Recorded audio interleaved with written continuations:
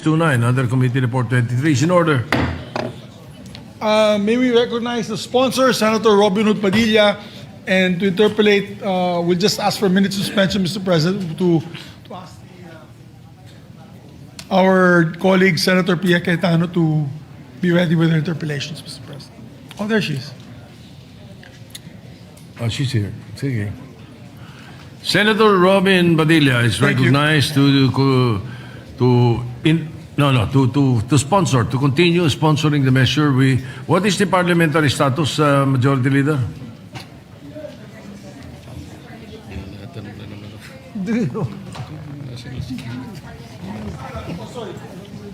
The parliamentary status, Mr. President, is that we're in the period of interpellations, Mr. President. So if we can recognize the two colleagues of ours. Thank you, Mr. President.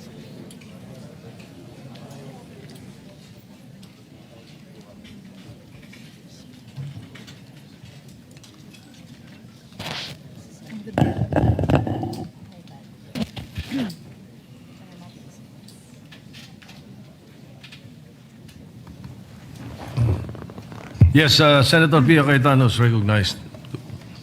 Period of interpellation. Thank you, Mr. President. May we ask the sponsor if he is willing to answer some clarificatory questions? Opo, tayo po ay nagagalak at makasagot ng mga katanungan po ng ating senadora mula po sa Taguig. Thank you, Mr. President. We note that it's a fairly straightforward bill. It's 4 pages. Hindi naman po siya komplikado.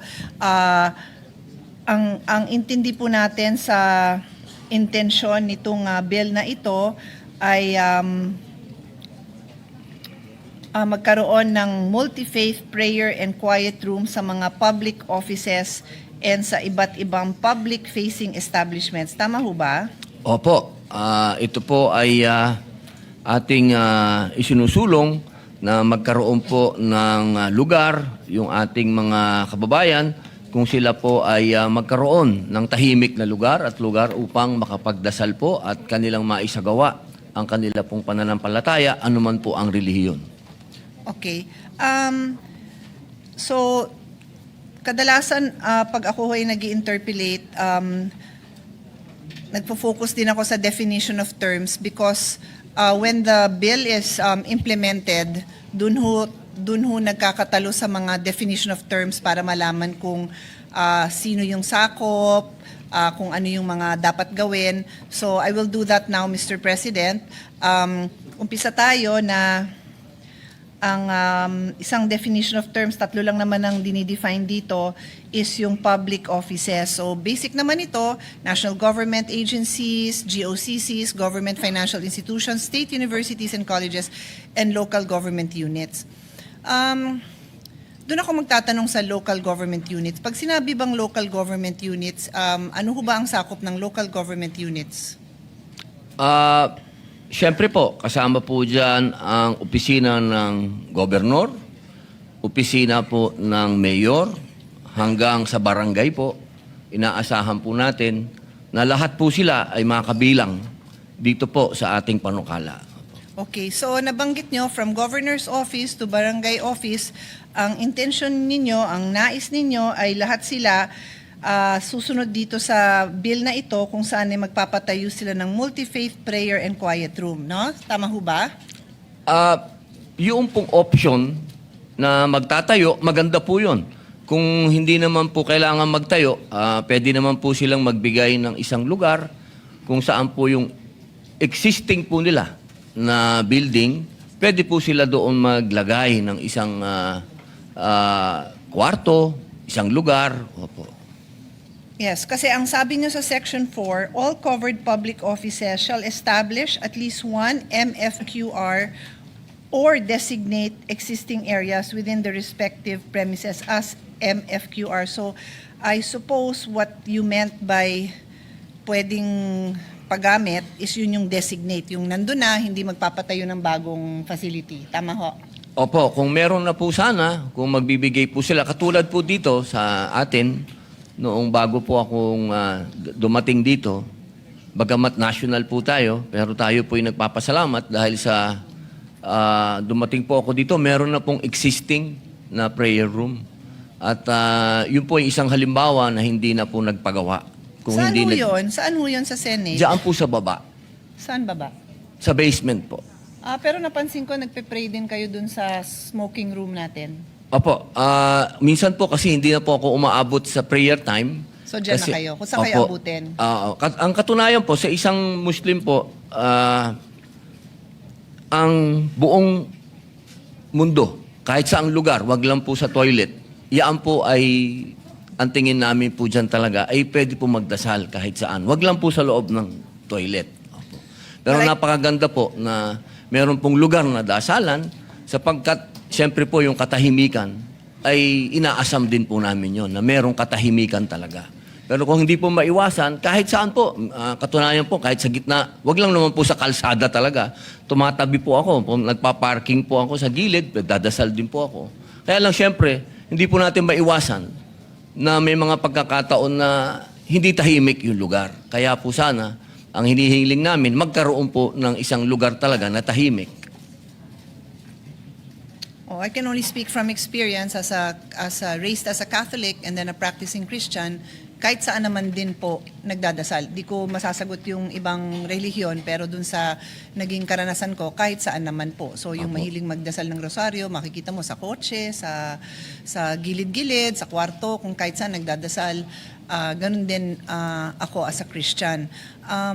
So balik ako dito sa question ko on local government kasi familiar po tayo na marami na ho tayong nabisita na barangay offices, in fact even na mga municipal halls na napakasikip, napakaliit. Yung isang maliit na lugar, yun na ho yung opisina ni barangay captain, ni kapitan, yun na rin yung meeting hall nila ng lahat ng kagawad, yun na rin yung receiving ng lahat ng hundreds of requests ng mga constituents nila at lahat na ng ganap kung meron man silang mga iba pang kailangan ibigay na serbisyo, nandun lahat yon sa isang kwarto.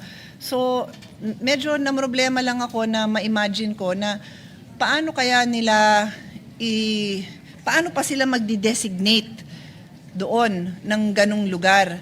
Kasi talagang reality is napakasikip. And then, nataon lang naman na si Senator Alan kanina, nung siya ay nagbigay ng kanyang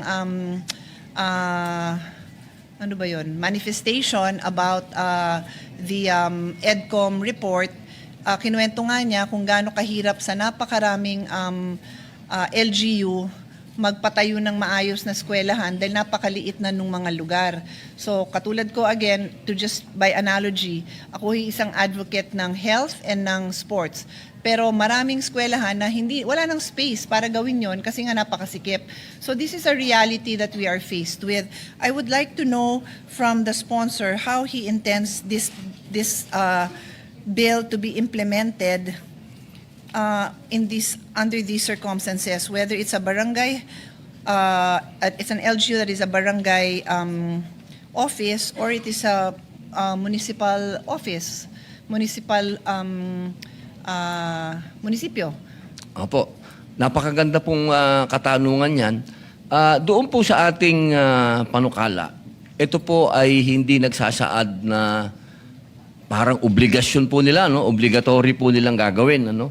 Ang atin pong nakalagay dyan ay kung papayagan nila at naaayon po sa kanila, ay pwede po sila, ano? Malaya po silang maglagay. Kung hindi naman po talaga at walang lugar, ay hindi naman po dapat problemahin yon. Saan po nakasulat yun na hindi sila obligado at malaya silang maglagay kung gusto nila? Saan po yun sa sa bill? Nandiyan po. Saan po? Pakituro po.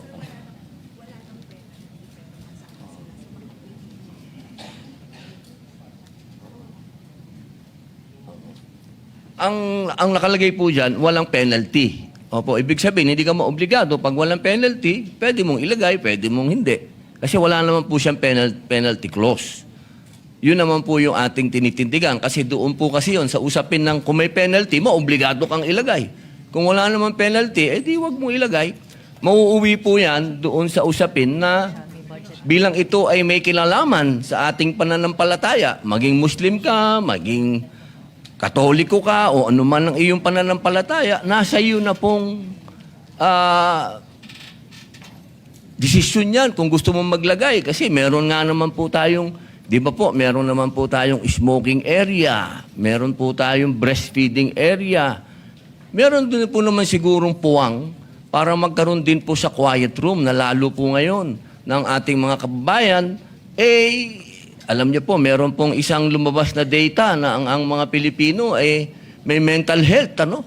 At ang ating pong morality, ang ating spiritual ay bumababa. Kaya po ito po ay isinusulong natin upang magkaroon po tayo ng quiet time. Meron pong isang lugar na puntahan ng ating mga kababayan kapag sila po'y nalulumo. Pero hindi po ito isang bagay po na ipinagpipilitan po namin o ito po'y kailangan gawin natin. Ito po ay isang bagay na maluwalhati mong gagawin. At kung sa palagay niyo po ay mahirap naman po itong gawin sa barangay, pwede po nating i-amend. Mag-amend po tayo at tanggalin po natin yung barangay. Ito po ay isang bagay na maluwalhati po natin gagawin. Ito po ay dapat kusang loob po natin gagawin. I think His Honor is confusing yung kusang loob ng gagamit ng kwarto, yung magdadasal, at yung kusang loob ng magpapatayo. Magkaiba ho yun. Yung kagustuhan ng isang tao na gumamit ng prayer room, choice niya po talaga yon. Pero yung magpapatayo, depende yun sa papaano natin sinulat ang bill na ito. So sa Section 4, sabi dito, all covered public offices and public-facing establishments nationwide shall establish at least one MFQR, multi-faith prayer and quiet room. So nakalagay po dyan shall. So kahit saan pong I think kahit sinong law student ang tanungin mo, kahit anong interpretation ang gawin mo, and I don't think we have to even interpret it. I think sabi nga ng Senate President, hindi na kailangan i-interpret yung maliwanag ng intindihin.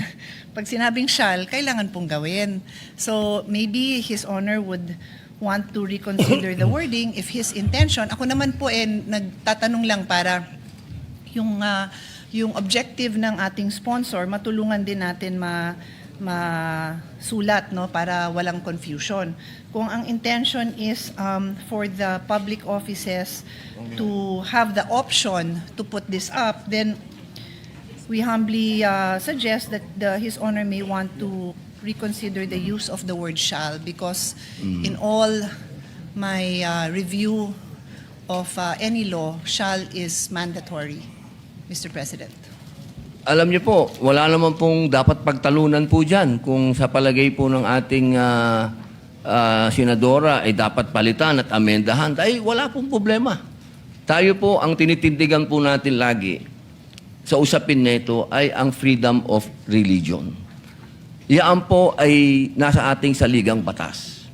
At iyan po ay hinihiling natin sa ating mga kasama na maisagawa namin at maisagawa ng ibang pananampalataya din ang kanilang mga gawain espiritual. At ito naman po ay isang bagay na siguro naman sa bansang Pilipinas ay wala naman po sigurong kokontra sa usapin ng pananampalataya. Yun nga pong maninigarilyo ay binigyan natin ng pagkakataon na magkaroon sila ng lugar. Yung pong ating mga nanay, nabigyan din po sila ng lugar. Yung po siguro magdadasal at hihingi ng patnubay sa Panginoon Diyos. Hihingi ng tulong sa Panginoon Diyos. Ito po ba ay isang bagay na dapat pagtalunan? Ako po'y handang tumanggap ng kahit anong amendment, kahit kanino. Hindi po ako makikipagtalo dahil dito sa usapin nito. Ako naman po, Mr. President, hindi rin nakikipagtalo. Nag-share lang po ako ng aking mga observations as a legislator, as a lawyer, in the hope na ang ating kasamahan, mabigyan niya ng liwanag kung ano yung nakasulat at ano yung iniisip niyang objective. Yung magkasundo yung objective na yon sa nakasulat. Wala ho tayong binabawasan na karapatan ng ating mga kababayan.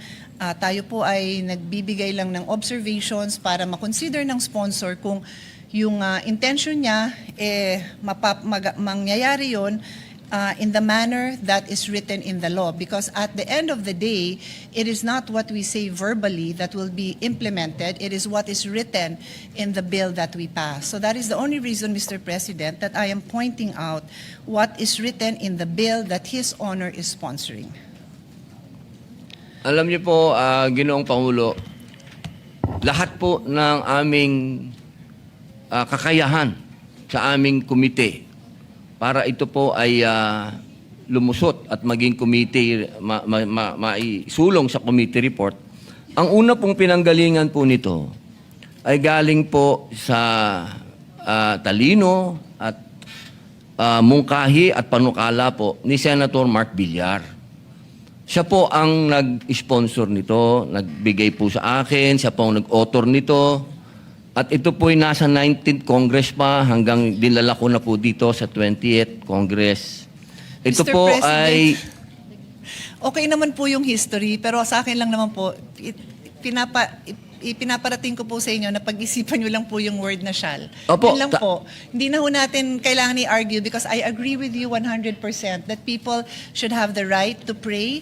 If we can support the right to prayer by giving them a quiet room, I support it, Mr. Opo. President. Opo. I am simply asking that His Honor take a look at the way it is worded to make sure that the objective that he hopes to achieve will be achieved properly, because there's a big difference between thinking that it is mandatory and then thinking that is voluntary and then having a bill that does not reflect one or the other. Yun lang po. I'm Opo. happy to move on, Mr. President. Tama po. Pinapaliwanag ko lang po kung paano po yung progress ng bill na ito. Opo. Na lahat po ng klase na ang suggestion ng ibang tao ay tinatanggap po natin sapagkat naniniwala po tayo na kapag tayo pinagtulong-tulungan natin, ang makikinabang po dito ay ang ating mga kababayan. Pinapaliwanag ko lang po, binibigyan ko lang po kayo ng backstory kung paano po ito na-develop. Yun lamang po, wala naman po tayong gustong sabihin, kundi tatanggapin ko po lahat ng gusto po ninyong amendment. Actually, on this note, Mr. President, binabalik ko po sa inyo as sponsor kung ano ho yung intention nyo. Wala ako at this point, wala ho akong personal na amendment na iminumungkahi. Pinapaliwanag ko lang, yung choice of words seems to be different from the intention of His Honor. Kaya hindi ho sa akin manggagaling yung amendment unless His Honor would seek my assistance. I'm just simply pointing out na yung sinabi niyong hindi mandatory, it is not reflected in the bill that uses the word shall. I'm ready to move on, Mr. President. I just wanted to point that out. Opo, sa palagay po ba ninyo, ano po ang dapat po nating mailagay dyan para po sa kabutihan ng lahat? Napalitan po natin yung shall. Sa inyo pong palagay. Depende po Bilang yun po. kayo po ay matagal na po dito sa Senado, ano po ang pinakamaganda pong ilagay natin dyan sa shall? If you don't mind, I have a proposal. Of course, Mr. President. Instead of the word shall on line 19, page 2, replace it with will. And then after premises, include the phrase wherever possible or as far as practical. Or, Mr. President, just to Di ba? even make it simpler, just put the word may. All right. Instead Okay. of shall, Mr. Will, may. May establish one. Tapos after respective premises, wherever possible or Applicable practical. or practicable. Or practical. Ayan, sagot na yun. Nasagot na yung gusto ni Senator Padilla at yung mawawala yung apprehension ni Senator Cayetano. If that is, but we can do that during the period of period of amendments. Yun nga, Just yun a lang. suggestion. Thank Tama you. po. I appreciate that, Mr. President, and His Honor can consider it. He can take the suggestion of His Honor as supported by the majority floor leader. I did have a thought when His Honor was saying that. Siguro, and this is where I could also support the sponsor's objective, a phrase like when availability of space is an issue, subject to style, of course. Yung sa madaling salita sa Tagalog, pag wala talagang lugar, kailangan mag-designate ng room na parang co-sharing for other purposes. Kasi yung intention naman natin is, wag nyo naman i-prevent ang isang gustong magdasal ng tahimik na sasabihin na hindi ka pwede dito kasi ito ginagamit namin sa ganito.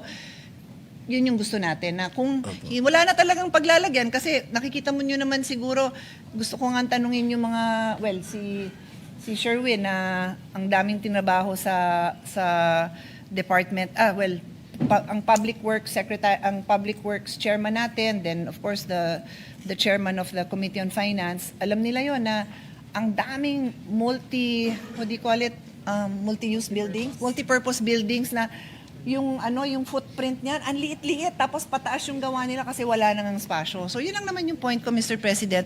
I'm pretty sure we can find the right wording to ensure that people will have a place to pray. But it may have to be multi-use with other functions. And I'd like to share, I wish nga I had the clip but I have this favorite sitcom that I watch. It's about the life of employees in a big supermarket. Then yung babae doon, na buntis ng anak, kailangan niya mag-pump ng kanyang breast, kailangan niyang maglabas ng gatas niya. So, nakahanap siya ng isang storage room, dun siya magpapump. Pagpasok niya, nagulat siya kasi yung kanyang kasamahan sa trabaho na who is a practicing Muslim, nandun nagdadasal. So, nagkagulatan sila na, dito ako nagdadasal. Hindi, dito ako nagpapump. Anong gagawin natin? So, naging common time nila. Pinapakita doon, halika na, magdasal ka na, tapos magpapump na ako. Sabay sila doon. It was kind of funny because yung nagdadasal, naiirita siya dun sa sound ng pump. So, nagre-reklamo siya. Pero wala silang magagawa kasi ganon. So, I wanted to share that kasi pag may gustong gawin at may gustong maghanap ng paraan, makahanap naman ng paraan. It's not ideal, but they were able to make it work. So, yun lang naman yung gusto kong ma-elicit sa discussion na to, na paano bang gagawin natin dun sa mga lugar. I would hate to say it because I would hate somebody to have to pray in a smoking room. Ayoko naman sana na the only room that they could provide is the smoking room. Kaya ka nga nagdadasal, you're thanking God for your body and your life, tapos doon ka magdadasal sa smoking room. Sana naman hindi. In the same way na wag sa banyo, siguro naman ilagay na rin natin doon na wag naman sa smoking room din. Maghanap naman ng iba. Kung kailangan niya gamitin yung room ng chairman, then gamitin niya yung room ng chairman. In the same way sa office ko, because I am a pro-breastfeeding advocate, I told all my staff, and marami na sa kanilang nabuntis, nanganak, nagpadede doon, use my office. Kasi yung office natin, minsan one room lang ang private room natin sa Senate office, di ba? Sa Senator's office, banyo, tapos yung room ng Senator. So sabi ko, gamitin nyo, kung magpapump kayo, mag-lock kayo ng pinto, pwede yan. So pwede naman gawa ng paraan kung gusto. Gusto ko lang maliwanag ang wording natin, Mr. President. I'll go on to the next, if it's okay with the sponsor. If I may, Mr. President, just with the indulgence of our dear colleagues, Mr. Good. President. Senator Villanueva with the permission of the two senators on the floor. Thank you, Mr. President. Just to put on record, I fully support this measure. In fact, I'm one of the co-authors, Mr. President. I was listening attentively upstairs, Mr. President, and when it was mentioned about the suggestion of the Senate President and the Majority Leader, Mr. President, I'm just a bit concerned of the fact that we are deliberating on a measure to mandate our government, local government units and the Private. national government, Mr. President. If we are not going to mandate and we will delete the word shall, Mr. President, we might not be needing to tackle about this because at the same time, ano naman pala freewheeling lang So the main reason why we're pushing for this measure is that we are mandating. And that's the main reason, Mr. President, that the word shall is in the bill itself and with the proviso, Mr. President, na may pondo, merong lugar, merong pwedeng gawin. So just want to put that on record, Mr. President. But at the proper time also, we will participate in the period of amendments. Thank you, Mr. President. Thank you, dear colleagues. Yes. Thank you, Senator Pino. While you have mentioned that, you might as well consider the possibility, and I hope Senator Padilla will consider the possibility during the period of amendments, that we amend the title. And instead of using mandating, we use promoting. Mas maganda pa. promoting the establishment of multi-faith prayer, wala tayong wala tayong mababunggo sa kaisipan ng iba. No. Anyway, at the proper time. Thank you, Senator Villanueva. You may continue, please. Thank you, Senator Cayetano. Villanueva. So, I'll move on kasi I think we've established the reality that there may be areas that it would be difficult due to space constraints to mandate a room dedicated to a dedicated prayer room. But we've also established, at least in the exchange, that a multi-use room to give those who want to pray a quiet space to pray subject to style will be included here. So my next question is consistent with making sure that it is clear to us what is it we are establishing. So this room, according to Section 5, has a minimum design and facility requirement. The MFQR shall have a minimum floor area commensurate with the expected number of users to be determined by the public office or public-facing establishment. In addition, the MFQR design shall take into consideration the following: clean flooring suitable for kneeling. I think that is, my opinion, I think that is more than acceptable kasi public office to, siguro naman dapat malinis naman yon. So, sa akin po, walang problema yon. Letter B, shoe rack. Maliit lang naman ng space yan, siguro naman, kaya naman gawa ng paraan yan. Kung hindi man shoe rack, I don't know, a place to put your shoes, something like that. Adequate ventilation and lighting, I think that's also a given. It's a public office. There should be adequate lighting and ventilation. D, multilingual signage with international quiet room symbol. I have no problem with this. I just don't know why a multilingual signage is required. If this is in a small municipality or barangay, are they expecting foreign visitors? But again, it's minor to me, so it's not really an issue. I would just like His Honor to comment later on how important that is.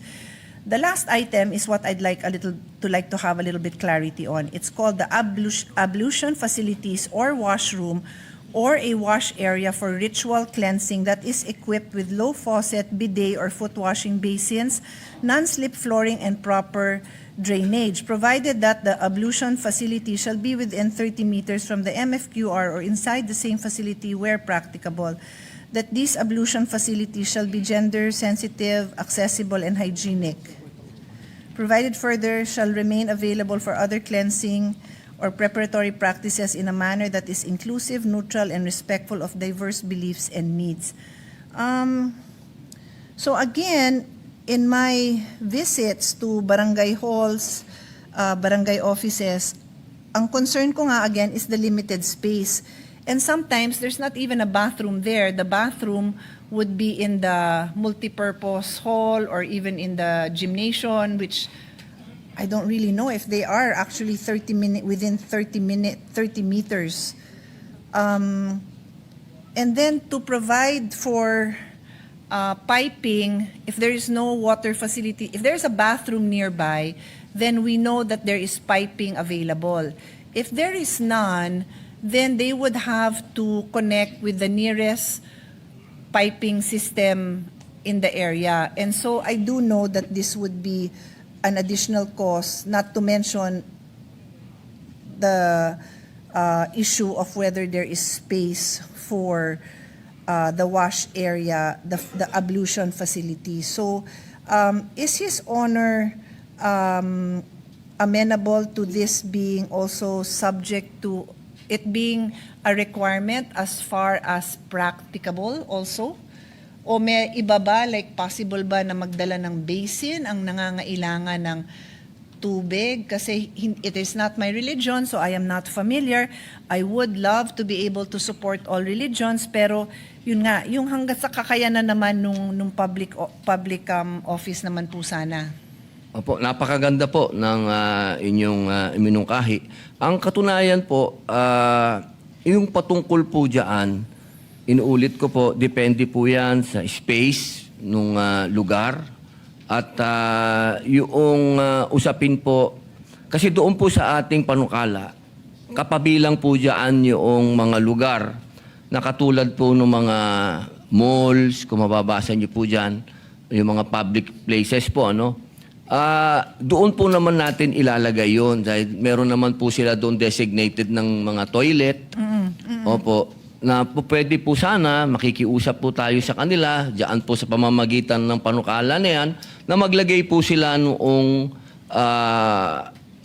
laboratory po. Ano? Kasi minsan, pagka kami po, experience ko po yan, minsan meron ngang prayer room, meron silang designated, katulad po sa Green Hills, ano, meron po dyan na prayer room. Pero yung kanila pong toilet, wala namang masasabi po nating ugasan ng paa. Kaya po ang nangyayari, tinataas po namin yung paa namin doon sa laboratory na hindi naman po kaaya-aya doon naman sa ibang gumagamit ng toilet. Kaya po naisip namin na baka po pwede pong kasi yan na rin po yung practice sa ibang ASEAN, ano, sa ibang bansa, na meron na po doon isang lugar na pwede po yung laboratory ay sakto na po sa paa para hindi na po itinataas doon sa laboratory na pangkamay. Kaya po nailagay namin yan dyan na baka po pwedeng mailagay na rin po doon sa toilet na yon. At isinangguni din po natin yan doon po sa aming TWG, na isinangguni po namin yan doon sa mga private sector. At ganun din naman po, no, nung kausap po namin si Senator Mark Villar, bilang sila din po ay developer, sila din po ang nagsabi na hindi naman mahirap gawin yan na maglagay ng ganung klase. Kaya po namin na ipasok yan dyan para kaaya-aya po sa lahat na maging maganda lang. Kasi pag nag-ugas po kami sa isang toilet, talagang basang-basa po yung lugar. Kasi nga po, halos buong katawan po namin yung aming inuugasan. Kaya po yung pati yung flooring nababasa. Kaya para po maging maayos para sa lahat, kung pwede naman po, ay makapaglagay po nung laboratory na yon. At yun naman po ay hindi rin naman po namin yan ipipilit doon sa mga walang lugar. Dahil kami din po, katulad ko po, pagka ako po ay maggagawa ng ablution o nung tinatawag po naming purification, may dala din po akong tubig kung wala naman. Bottled water, kahit saan naman po. Yun lang man pong kung pwede at kung meron. Okay.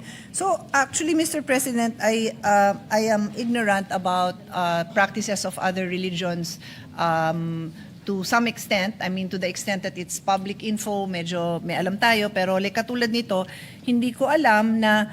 So ang ibig nyo sabihin pala na pwede naman palang itong pinaka-ablution facilities nyo is within the restroom. Pwede Opo. pala. Opo. Ayun, hindi ko kasi alam yun eh. So akala ko magpapatayo pa ng hiwalay, restroom nga lang, yung ibang barangay hall, wala nga silang restroom nearby. So yung gano'n, walang problema sa inyo na wala doon kasi ni restroom wala. Ang sinasabi lang nyo, kung may restroom na rin lang, edi for future developments, palagyan na rin ng facility or that would be a faucet na lower para magawa nyo yung kailangan yung gawin. Yun lang naman yung Opo, pinaka-importante sa inyo. Opo. I agree kasi dun sa sinabi nyo na hindi mahirap yun. Kaya nga ang sinabi ko, kung may mga piping na doon, wala namang problema. Kasi Opo. isang pipe lang yon tapos isang gripo na lalabas doon. Kasi hindi ko alam na okay pala sa inyo na mismong nasa toilet. Okay, Opo. I mean not toilet but the restroom. Opo. Okay, so mas clear po yon. And nabanggit nyo na rin lang yung areas, no? Kasi ang inuna ko is yung public offices. So meron pang kasama sa definition na sakop dito sa bill, public-facing equipment. So, public-facing establishments. And that is defined as, it includes private or government-owned facilities that routinely admit the public, such as transportation hubs, airports, seaports, malls, markets, hospitals and health facilities, educational institutions, courts, museums, parks, sports, convention venues, and buildings providing essential frontline services. Period. I mean, there's exclusions. I won't get into that. So I just have a few clarifications. I feel like the malls, and the transportation hubs are very important because this is actually where you really have people from all walks of life going in and out. So it would be important that even if they are not public offices, mag-provide sila ng facilities na ganito. Tsaka, by nature, medyo malalaki ito. meron lang akong nakikitang maraming bus terminal na wala masyadong enclosed spaces. Diyan sila medyo mahihirapan. Because we've seen it with our own eyes. I mean, airport, walang problema. Seaport, minsan din may sobrang liit, yung parang kulang na, yung talagang ano lang, kung bilihan lang ng ticket, tapos isang maliit na banyo, then parang shed lang. So medyo hindi ko alam kung saan nila gagawin yun doon. Let's just keep that in mind again if this is practical. Pero dun sa may mga covered, naka-aircon pa na mga spaces, I think that is very doable. So as long as His Honor is clear with the vision, and we can capture that in the way it is written in the bill, I think ayoko lang kasi na hindi clear yung intention tapos nalilito or magagalit din tayo sa mga magi-implement kasi iba yung intindi nila sa pagkasulat. So I'll mention lang 2 specific examples na baka kailangan ng further definition. So educational institutions, wala rin tayong problema kasi katulad nung state universities, it is specifically included dun sa public offices. They tend to be big, so siguro kaya naman hanapan yan. But what about a small preschool? Or, you know, yung maliliit na school na, I've seen that kasi yung anak ko nag-aral yan for a short while. Grade school na siya pero 2 lang yung classroom. As in, 2 classroom, principal's office, banyo, that's it. Kasi napakaliit na school.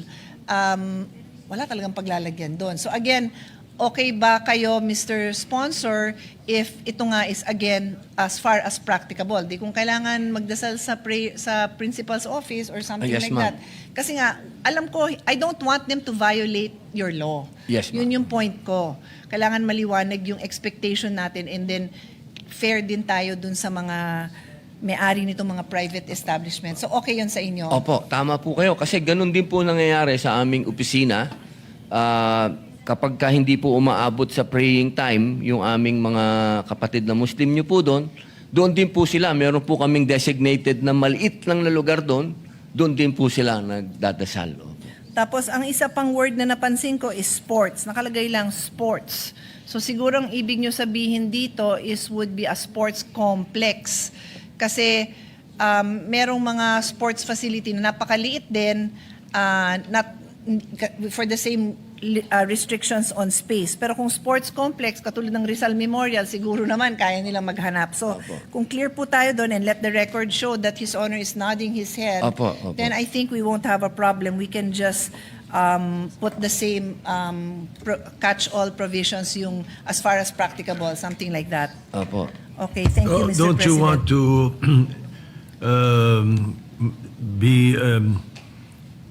to expound on what you mean by sports? Kasi lahat itong binanggit nyo, lugar ito eh. Hospital, Oo nga. educational institution, court, museum, park. Ang sports hindi lugar yan eh. Yun nga din po, kaya nga sabi ko, do you mean, ang sinabi ko, do you mean sports complex? Kasi Well, ang ilagay natin. sports can be so many things eh. It could, so, ang So naisip ko sports lang is facilities, baka dapat sports facilities. Di ba? Or sport complex. Pero hindi pwedeng sports lang because Opo. that is not a, hindi lugar yan. Opo, na ano lang po yun, kasi na in general lang po, kasi kasama po siya sa mga lugar na yun, pero ang ibig po namin sabihin doon ay sports complex po. And again, subject to the space requirement kasi meron tayong nakikita na yung common nga dun sa mga LGU, yung sports multi-use space. Of course, government na yon, pero I'm sure meron din sa private. And then it's literally just, let's say, it's literally just a roof. Tapos may restroom. So wala rin silang means to, sagad na yon. Kunyari yung court, eksakto na yon. Boundary na. Kapitbahay na yung katabi. So, yun lang naman. Wala na siyang pagkukuhaan doon dahil kakainin niya na yung space ng court, di ba? So as long as it's clear, His Honor recognizes na there are areas that are, especially in the metropolitan areas, talagang baw nga ako dun sa mga nag-i-invest ng ganun kasi siniksik nila yung sports facilities just so that magkaroon ng access to sports yung mga tao. So medyo baka masyadong burdensome to require this other facility. Pero yun nga, subject to as far as it is practicable, Mr. Opo. President. And then I think I only have one or two questions left.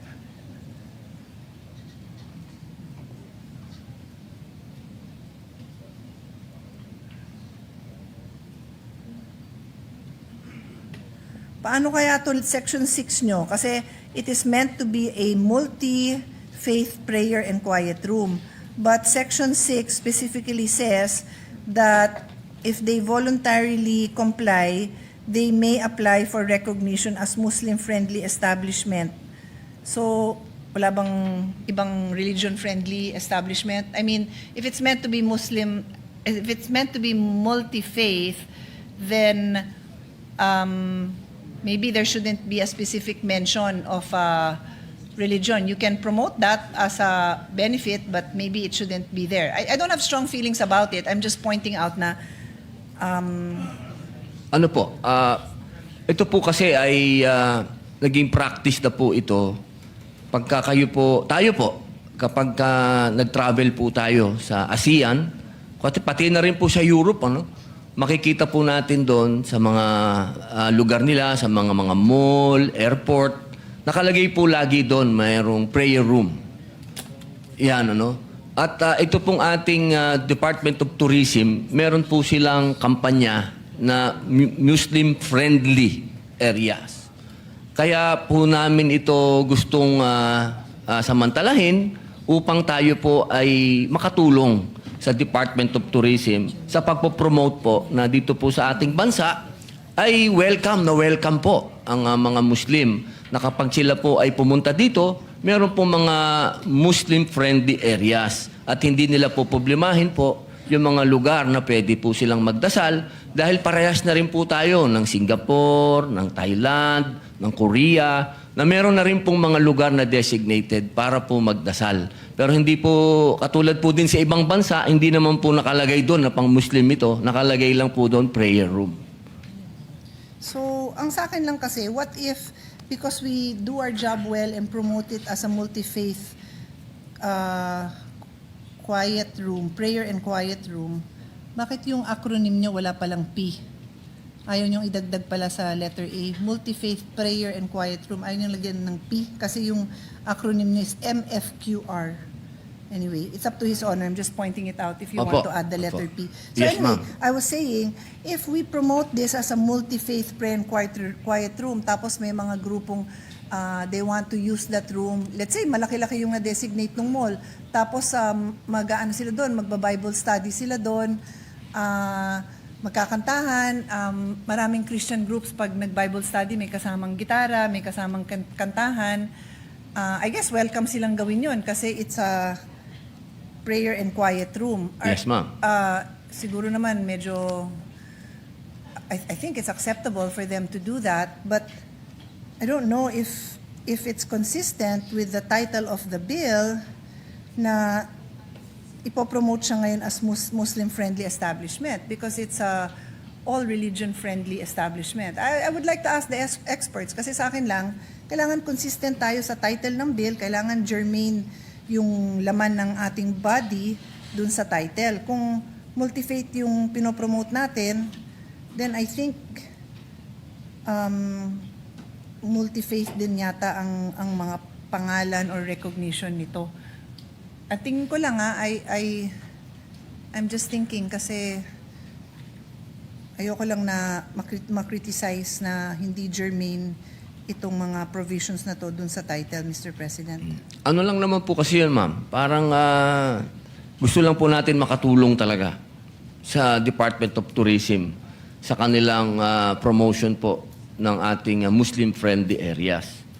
At yun naman po, naniniwala tayo kapag nasunod po yung panukala na nakalagay po dyan kung ano yung itsura sana noong lugar, ito po ay kaaya-aya sa mga Muslim at ganun din po sa ibang religion. Kasi ganyan din po sa Brisbane, sa Australia, may ganyan din po doon prayer room.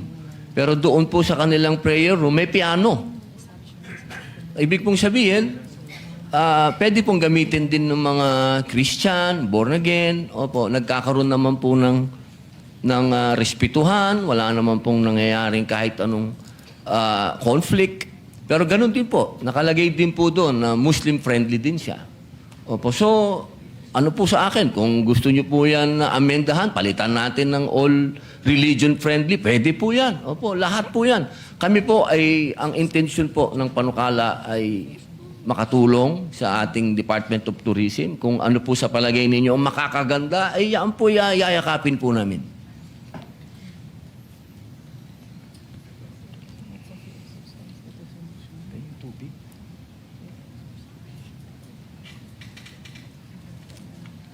Oh, to be clear, and then I'll leave this topic, Mr. President. Section 5 of Article 3, Section 5 of the Constitution says, no law shall be made respecting an establishment of religion or prohibiting the free exercise thereof. The free exercise and enjoyment of religious profession and worship without discrimination or preference shall forever be allowed. And that is the principle that we are following. So I just am thinking about it. I don't know. I think we should consult some more lawyers or experts in the bills and drafting. Na when you say that it is Muslim friendly, do you in effect does that actually create a bias in favor of the practicing Muslims? Like, as a Christian, would you think of using that facility that it is clearly stated as Muslim-friendly? No, it might. So, yun lang naman yung sa akin, na we're clear na especially kung gagamit ka ng public funds because there is an appropriation clause, you are not specific. I know the bill does not say that is for the exclusive use of one religion. We are not saying that, but by putting those wording, would that create that impression? And would that fall under a violation? I don't know. I am just bringing it up for us to think about because it is our job as legislators to consider the proper wording so that we abide by the Constitution and allow everyone to practice their faith with no discrimination. So, Opo, again, I leave it at that. Hindi yes, ma'am. ko alam kung anong dapat natin desisyonan dyan. Yes, ma'am. Again, uulitin ko po, ito po'y bilang tulong lang sa ating Department of Tourism sa kanilang kampanya na mag-imbita po ng mga turista sa ating Pilipinas dahil sa ngayon po, ang ating pong tourism ay 3% lang kumpara po sa Thailand, sa Vietnam, nalagpas po ito ng 10%, may 12%, may 15%. Ito po lang ay, kasama lang po ito. Kung ito po'y magiging batas, ito po'y pwedeng gamitin ng ating Department of Tourism para po sa promotion po ng ating bansa, na dito po sa ating bansa ay may mga Muslim-friendly na establishments. Kung ito po ay makakasira po at violate ng ating saligang batas, kung sa palagay po ninyo, ay ditanggalin po natin. Yan po ay, hindi po yan suliranin para sa akin. Ito po ay bilang tulong lamang po sa ating Department of Tourism. Okay, last question, Mr. President. Is His Honor familiar with multi-faith rooms? Ito ba ay common sa ibang bansa, yung multi-faith versus specific rooms that are designated? Kasi there are certain countries that are, they establish a religion for that country. Tayo, we don't have an established religion. So, aware ba kayo na may mga ganitong multi-faith rooms? And Opo. how does it, meron? How Opo. does it work nga? Kasi paano kung October? Sa October kasi, madalas mag-pray ng rosary ang mga Catholics, and what if nga nagpe-pray sila ng the whole day? Kasi 'di ba minsan may ganun ililid pa nga yan, minsan sa mall meron pang may loudspeaker pa na may Angelus or whatever.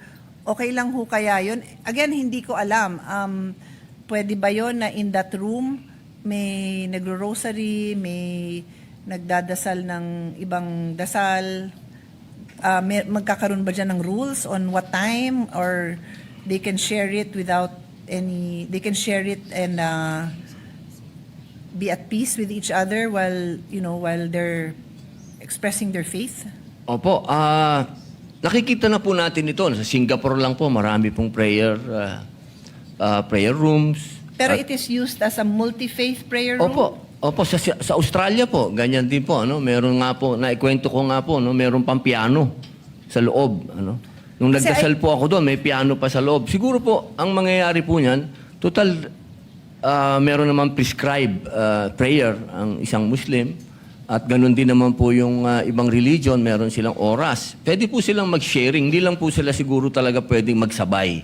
So kung merong oras ang mga Muslim, pwedeng ilagay yon na parang out of respect for our Muslim brothers and sisters kung pwedeng ito yung designated hours. Kasi sa Catholic, wala naman yata except the Angelus at 6 p.m. But other than the Angelus, you can pray the Rosary, you can pray your Our Fathers, Hail Marys, and even Christians anytime. So parang ganon, magkakaroon ng rules. Opo, wala po ako nakikitang, actually, pwede po ba, ito pa ang daan para magkaroon sila ng, para sa akin, ito yung oras para mag-usap sila, mag-sharing sila. Time for them na magkaroon ng quiet time para sa isa't isa, no? Opo. Para sa akin po, positive po ito. Hindi po ito magiging negative, ano? Meron lang po akong nakita sa Brunei, maganda sa Brunei, pinaghiwalay niya. Sige, marami kasi silang pera. So, hiwalay po yung prayer room ng Muslim tsaka ng Christian. Pero Brunei, as a Muslim country, meron po silang prayer room, ano, for the Christians. May piano pa nga po eh. Opo. Ang hinihiling lang po natin sa bawat religion na magagamit niyan, wag niyang angkinin.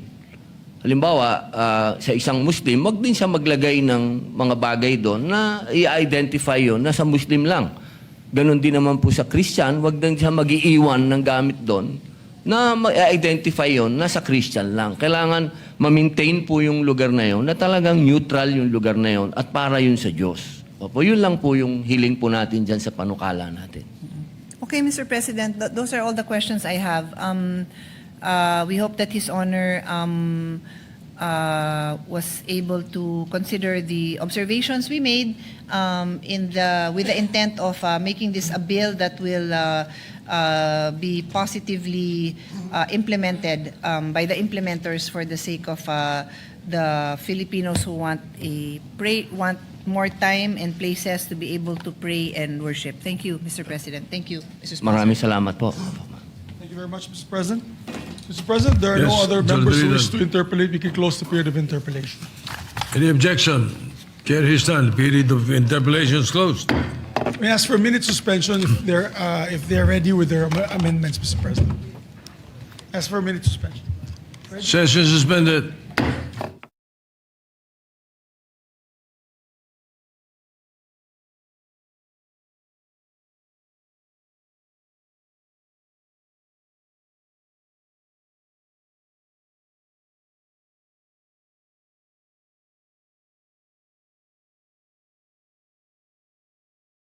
President, to give